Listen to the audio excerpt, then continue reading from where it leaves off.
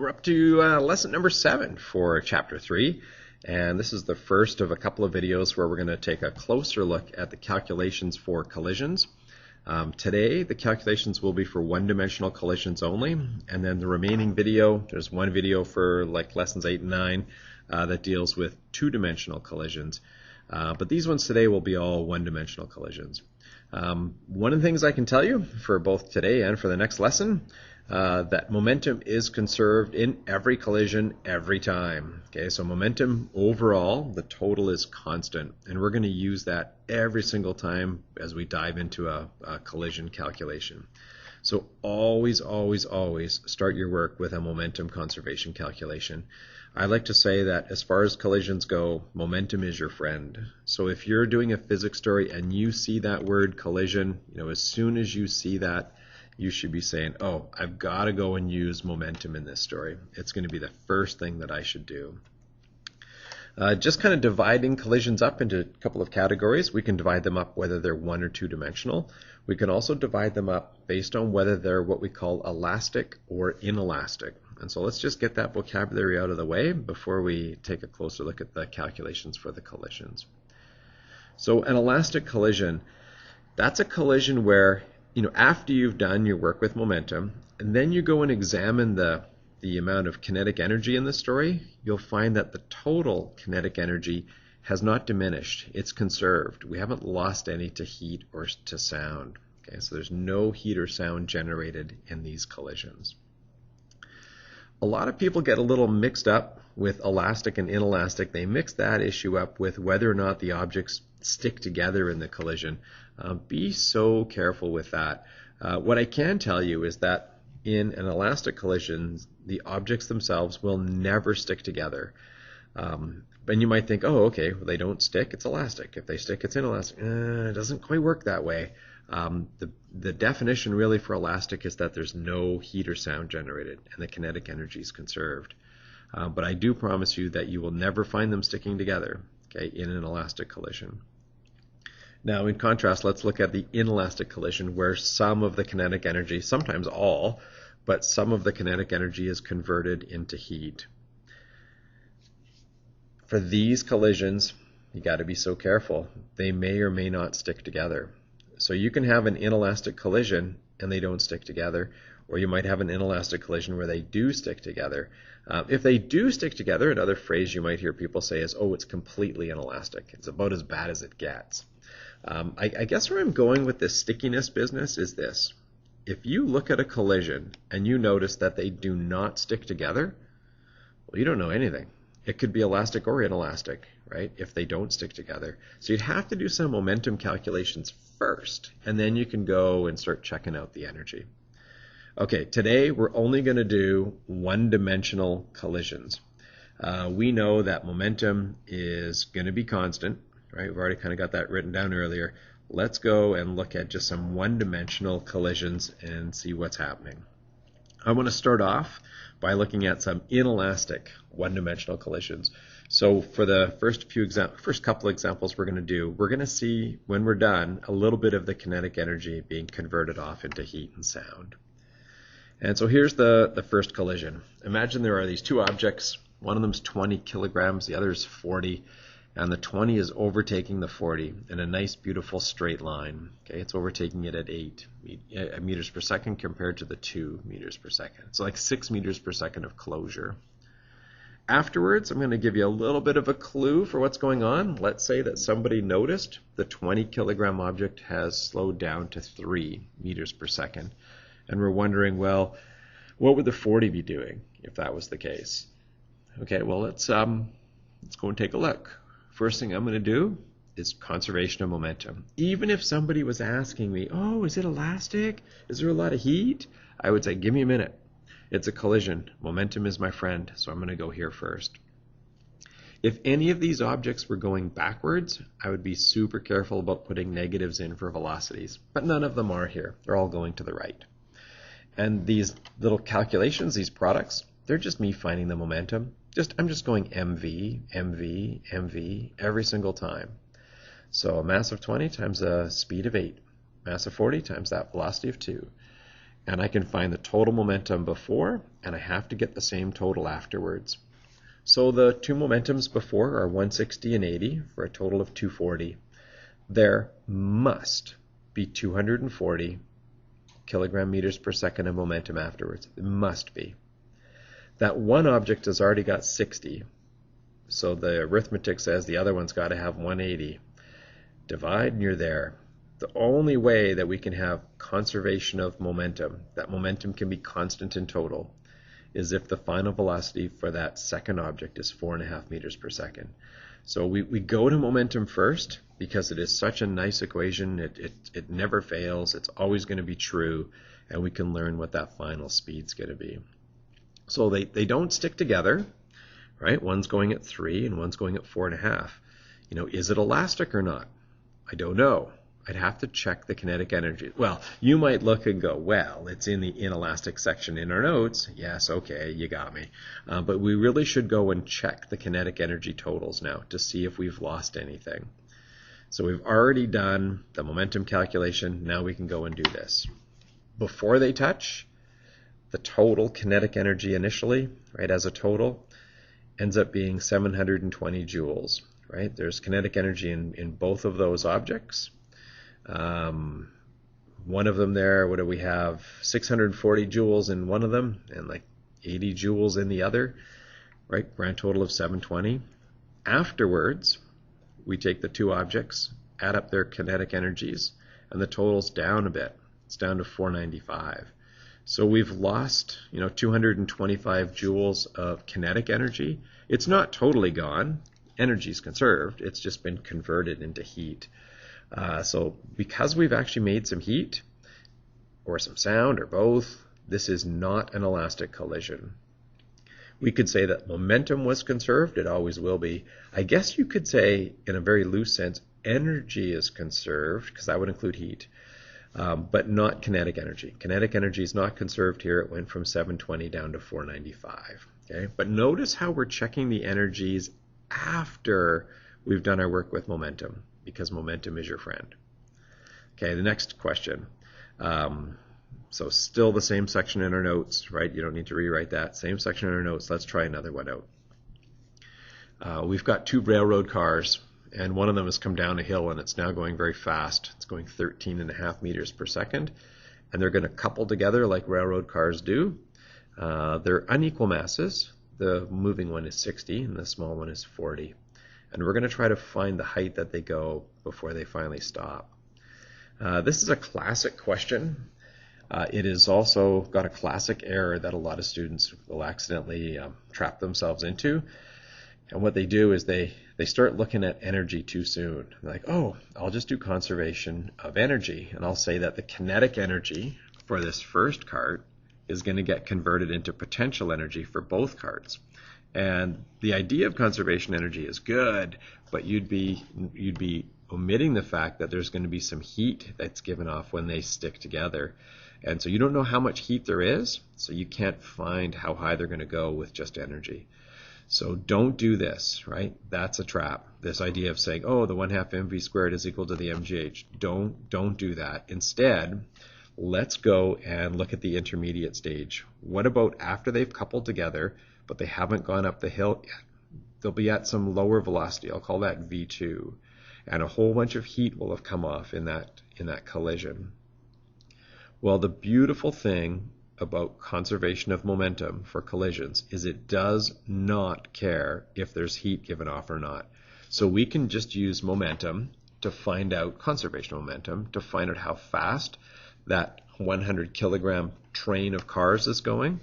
And then we can use energy to roll up the hill, right? The heat will come out up to that point when we're about to go up the hill during the collision, and then we can have beautiful physics wheels that don't give off any heat when we roll up the hill. But there will be heat given off in a collision where things stick together, and momentum just doesn't care. So it's a collision. Momentum's your friend. Start there first. Let's go and do conservation of momentum to find out the speed of the train. I've got 60 times 13, 810, right, for that momentum, and then 0 as the momentum for the other car, 40 times 0, for a total of 810. there has to be 810 units of momentum, kilogram meters per second of momentum afterwards. And that means that the 100 kilogram train has to be going 8.1. It absolutely must be. Heat or no heat, right? This calculation is going to be correct. Now we can just smoothly and quietly roll up the hill. We actually can say it's mass independent. Hundreds go away. And we can see that it rolls up 3.35 meters.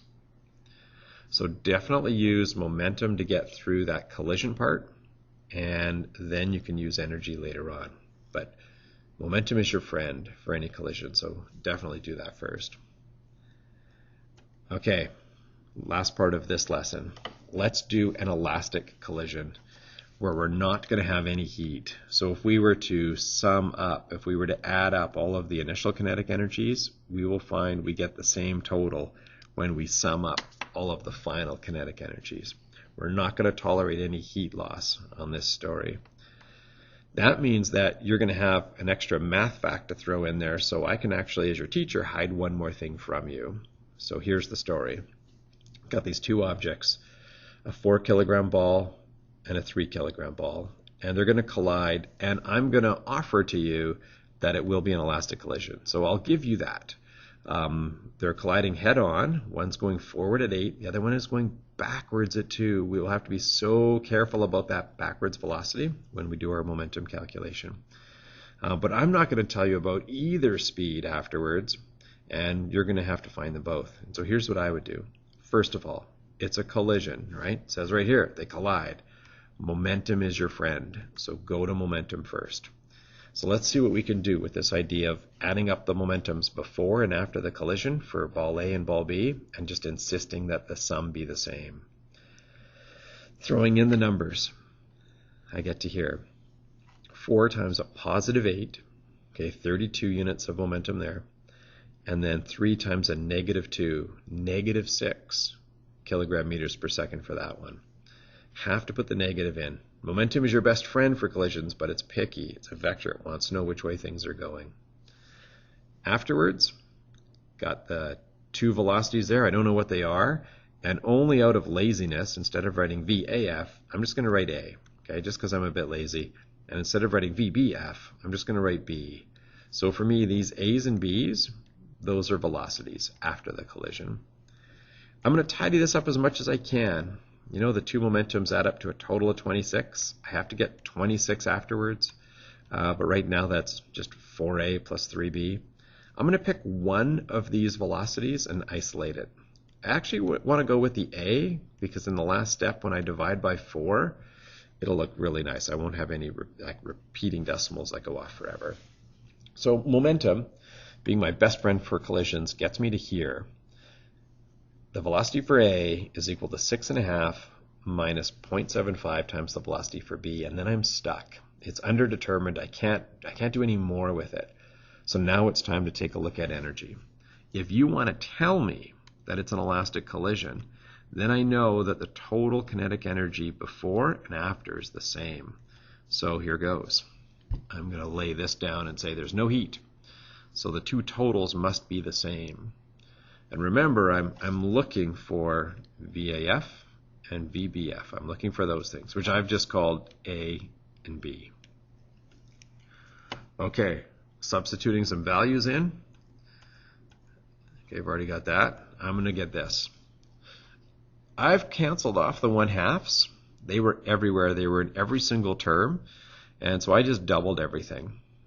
You know, why not? Instead of having decimals show up, I can just go with this. It's going to be a little bit nicer.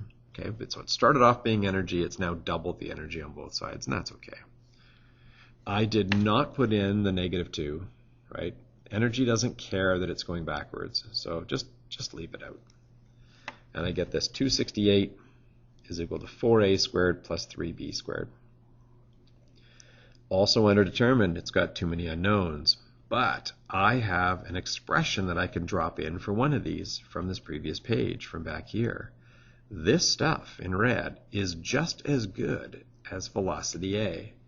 So when I'm sitting here staring at this, I could put it in right here. As long as I do it carefully, I should be good. So I drop it in. I am going to have to square this red stuff first. I have to do that foiling with the square before I deal with the 4. Right? Take your time on this step. This is the most common place to make a mistake. So I FOIL it all out. 6.5 squared is 42. I've got my outsides and insides that combine together to make this negative 9, and then my lasts, my two negative 0.75s make a positive 0.56. Now distribute the 4 through and see where this goes. Okay, so there's the 4 distributing through. Okay, it's full-on quadratic. Take your Math 11 teacher's advice. Shuffle everything to one side, and then we can just fire up the quadratic formula. So I'm going to shovel everything over onto that right-hand side, and now I'm going to go and see what the quadratic formula offers.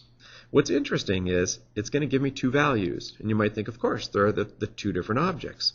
Well, no. This is an equation just for ball B, and it's going to give me two values, and that's actually good. It comes back and it says, well, I got two possibilities. Ball B is either going at -2 or it's going at 9.4.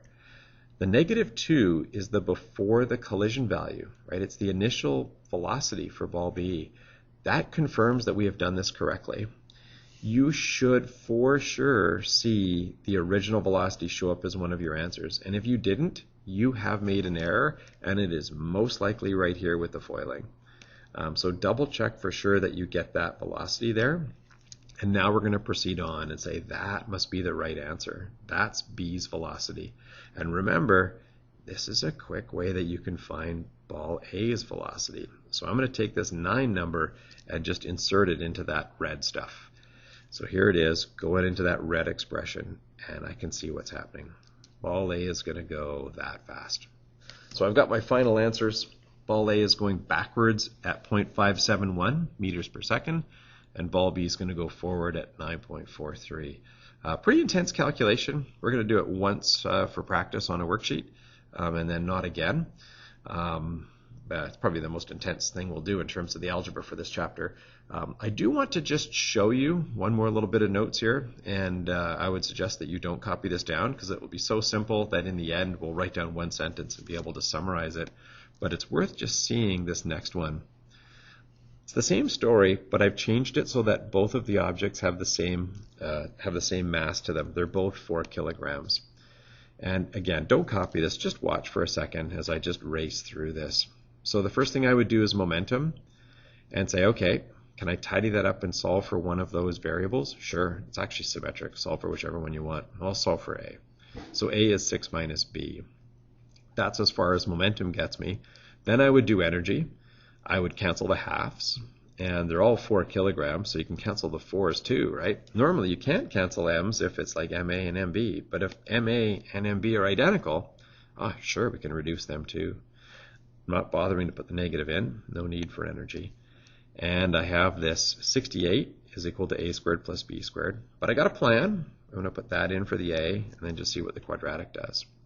And it falls apart pretty fast. Okay, it goes to here. Solve it with the quadratic formula if you wish, or you can factor it. I did it by factoring, and I found that B is either going at -2, yep, that was the original velocity, or 8. Okay, that's the one I want. B is now going 8 after the collision. And so I substitute back in to this red stuff. I'm going to put the 8 in there, and I see that ball A is going -2. It's like, whoa, all these numbers are coming at me. They sound the same, all these -2s and 8s. Well, here's what just happened. The two objects just traded velocities. Okay, we went from ball A going at 8 and B going -2 to the other way around. So I suggested that you didn't copy that because I think it's better to copy this instead. Just this last little part right here. If you've got an elastic collision and it's one-dimensional with equal masses, if those 3 conditions are true, then I promise you, you're going to see that the objects will just trade velocities. You'll throw a little box around that, and that's probably worth putting in your notes. Anytime you see it happening, where you see, hey, look, those two things have the same mass, it's a one-dimensional collision, and we're being told it's elastic, just trade the velocities. It's going to happen for sure. And that is going to finish up our first sort of in-depth look at collision calculations. The collisions today were all one-dimensional. We always started with momentum and then maybe explored the energy later. And then next day, there's one video for the next 2 lessons, and it actually talks about what happens if it's 2-dimensional. Same thing, we're going to start off looking at momentum first, and then maybe looking at the energies after that.